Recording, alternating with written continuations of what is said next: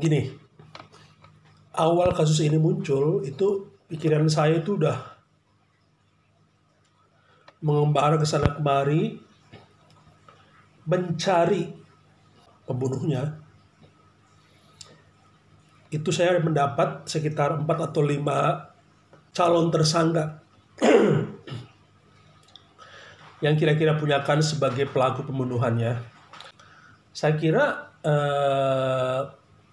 apa yang saya pikirkan itu sama dengan kalian ya, masyarakat umum pada umumnya lah. Dimana yang pasti yang pertama mencurigai suaminya. Apalagi setelah diketahui suaminya beristri 2. Langsung nih, istri muda dan suaminya lah sebagai dalang dan pelaku tersebut. Udah gitu ada anaknya, anak laki-lakinya kan.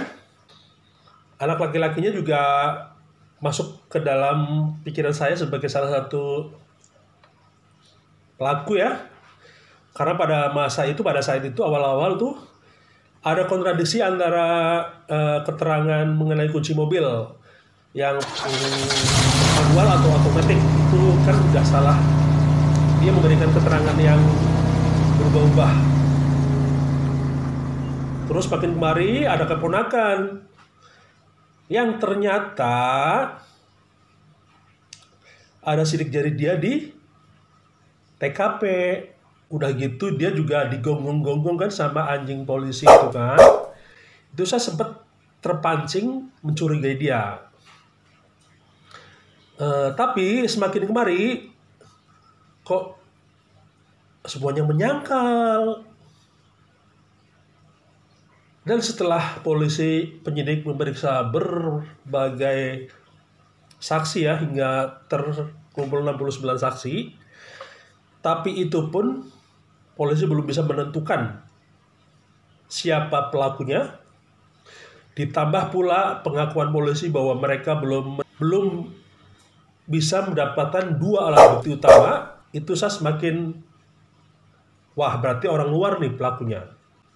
Lalu saya punya feeling kalau begitu pasti ini ada sangkut pautnya dengan yayasan nih, dengan sekolahan kan. Nah, pada saat itulah otak saya, pikiran saya, hati saya kok terbayang ya, mungkin nggak sih kalau pelakunya adalah para siswa SMA tersebut, anak-anak SMA gitu loh, kan lagi bandel-bandelnya ya, lagi mencari jati diri gitu kan. Bisa jadi kan mereka atau salah satu siswa mengalami hal-hal yang tidak diinginkan di sekolah tersebut, lalu memendam sakit hati dengan masalah tersebut, melaporkan kepada orang tuanya, wali muridnya nggak terima, akhirnya mereka melabrak Bu Tuti di rumahnya, lalu terjadilah hasil akhir tersebut. Bisa jadi kan? Ini kan sekolah swasta ya, SMA swasta ya.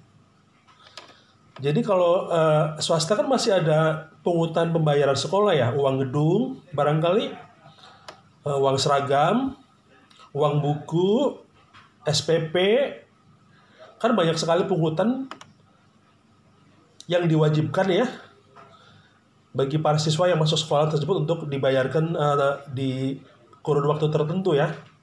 Bisa aja kan dari hal-hal tersebut itu menimbulkan cara pandang pemikiran antara pemilik yayasan dan wali murid ya, tidak sama barangkali ya.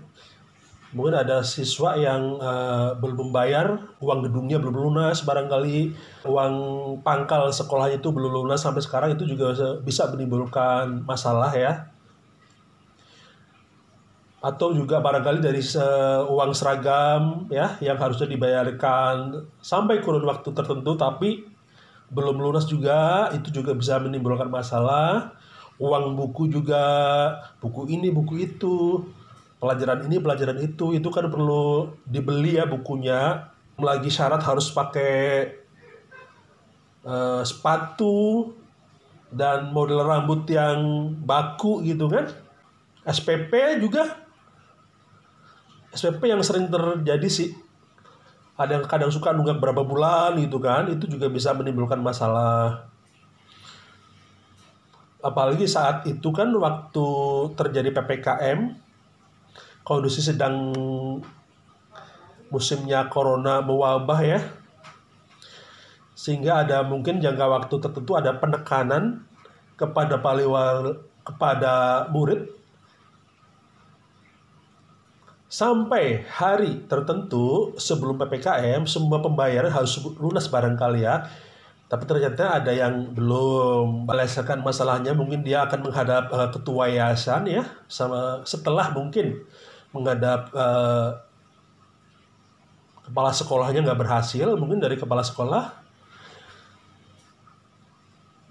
mengantarkan bahwa si wali murid ini untuk langsung menghadap kepada pemilik yayasan ya untuk mengadukan masalahnya, barangkali yang nggak ada kompromi, sehingga dari situ bisa menimbulkan itu sih perdebatan sengit, terjadi apa ya itu tadi, gontok-gontokan antara mereka gitu kan, lalu emosi dan terjadilah baku hantam ya di antara mereka gitu kan. Terus Amelia yang sebetulnya nggak tahu apa-apa jadi ikut terlibat menengahi permasalahan tersebut.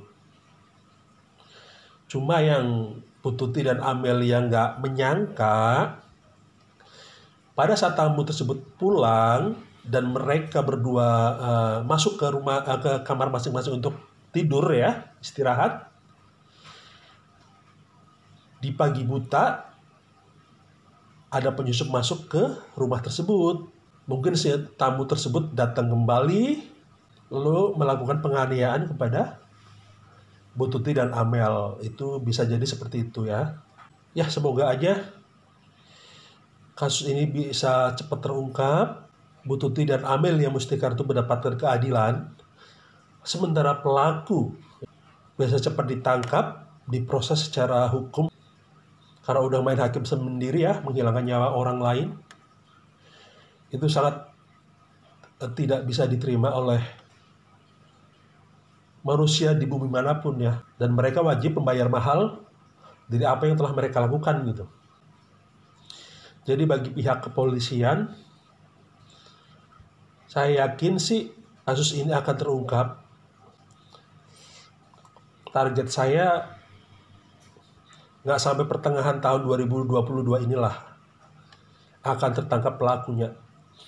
Soalnya kalau dilihat dari keterangan-keterangan yang udah didapatkan dari para saksi yang 69 orang itu, juga dari para ahli kan, penyidik kepolisian, ada juga dari Polda Metro Jaya yang telah memberikan bantuannya, itu sebenarnya terlihat sangat terang benderang ya. Cuma ya itu tadi ya, karena mungkin pelaku dan dalangnya itu kita nggak miss. Nah mulai saat ini cobalah telusuri kondisi yayasan, keuangannya, audit dan usut tuntas orang-orang yang berhubungan dengan yayasan tersebut, biar kasus ini segera terungkap. Apalagi kan ini SMA ya, artinya murid-murid SMA kan itu udah besar-besar ya. Begal-begal itu kan seumuran murid-murid SMA itu. Buat warga Subang, ayo kita terus kawal kasus ini hingga tuntas. Kita cari pelakunya dan kita serahkan kepada kepolisian. Karena kalau terus berlarut-larut, sudah dapat dipastikan hidup kalian akan was-was. Karena apa?